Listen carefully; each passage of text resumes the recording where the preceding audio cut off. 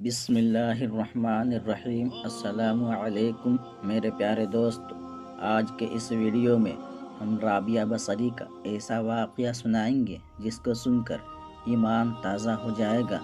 دوست، ویڈیو کو سمجھنے کے لیے ویڈیو آخر تک ضرور دیکھنا۔ رابعہ بصری رحمۃ اللہ علیہ کی دنیا سے گئے ہوئے 1200 سال ہو چکے ہیں، لیکن ان کا نام آج بھی زندہ ہے۔ رابعہ بصری نہ کوئی شہزادی تھی، نہ کوئی ملکہ تھی، نہ کوئی وہ خوبصورت تھی، نہ وہ کوئی خاندانی تھی، بلکہ عورت ہونے کی لحاظ سے ہر عیب اس میں تھا۔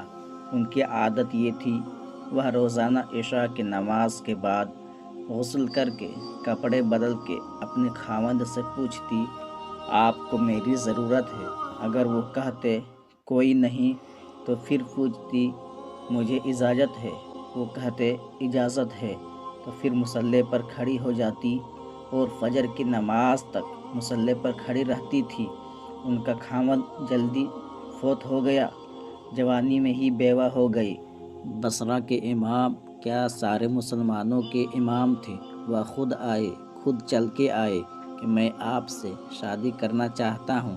کوئی شادی کا شوق نہیں تھا ان کو، وہ تو اولاد کے قابل نہیں، شکل صرف ان کی نیکی اور ان کا جو اللہ سے تعلق تھا۔ ان کو یہ لالچ ہوا کہ یہ میری بیوی ہو جائے تو اس کی طفیل شاید میری بخشش ہو جائے، تو ان کے پاس آئے، کہنے لگے، رابعہ آپ سے شادی کرنا چاہتا ہوں۔ خود پیغام لے کر آئے تو انہوں نے فرمایا، میری 4 باتوں کا جواب دے دو تو میں شادی کر لوں گی۔ کہنے لگے، کیا؟ کہا، یہ بتاؤ کہ میں جنتی ہوں یا دوزخی؟ کہنے لگے، یہ تو میں کچھ نہیں کہہ سکتا۔ اچھا یہ بتاؤ، جب اللہ تعالی قیامت میں اعمال نامے اٹھائے گا، کسی کے سیدھے ہاتھ میں آئے گا، کسی کے الٹے ہاتھ میں آئے گا؟ میرے سیدھے ہاتھ میں آئے گا یا الٹے ہاتھ میں آئے گا؟ کہنے لگے، یہ بھی کچھ نہیں بتا سکتا۔ کہنے لگے، اچھا یہ بتاؤ، جب اللہ نیکیوں کو تولے گا، کسی کی نیکیاں بڑھ جائیں گے، کسی کے گناہ بڑھ جائیں گے، میرے گناہ زیادہ ہوں گے، نیکیاں زیادہ ہوں گی؟ کہا، یہ بھی نہیں بتا سکتا۔ اچھا یہ بتاؤ، جب لوگ پل صراط سے گزریں گے، کوئی پار نکل جائیں گے، کوئی نیچے گر جائیں گے؟ کہا، یہ بھی نہیں بتا سکتا کہ میں پار نکلوں گی کہ دوزخ میں گروں گی؟ کہنے لگے، یہ بھی میں نہیں بتا سکتا۔ تو پھر فرمایا، اچھا جاؤ، مجھے تیاری کرنے دو، مجھے ان 4 باتوں کی تیاری کرنی ہے۔ میرے پاس شادی کے لیے کوئی وقت نہیں ہے۔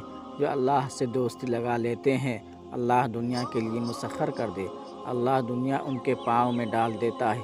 اور جب ان کا انتقال ہوا، رات کو ان کا انتقال ہوا، اپنی خادمہ سے کہا، بس 2-4 آدمی بلا کے مجھے جلدی سے دفن کر دو، کسی کو نہ بتاؤ، صبح لوگوں کو بتا دینا اور مجھے کفن دینا، میری اس چادر میں جس میں میں تہجد پڑھا کرتی تھی۔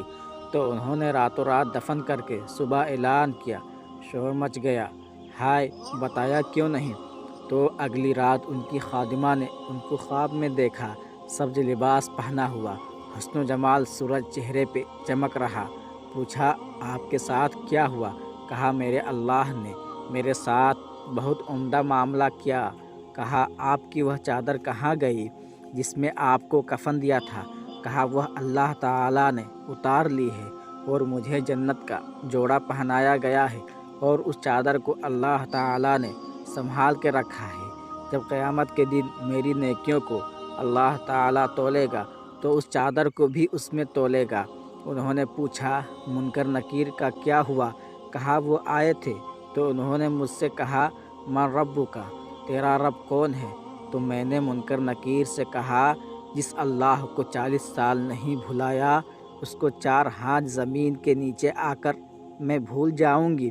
جس رب کو 40 سال میں نے بھلا نہ سکی، اس کو 4 ہاتھ زمین کے نیچے آ کر میں بھول جاؤں گی۔ منکر نکیر نے کہا، اب اس کا آگے کیا حساب لینا، چلو بھائی واپس چلو۔ تو میرے پیارے دوستو، مجھے امید ہے ویڈیو پسند آئی ہوگی۔ تو لائک کر کے اپنے دوستوں میں زیادہ سے زیادہ شیئر کر دینا۔ خدا حافظ۔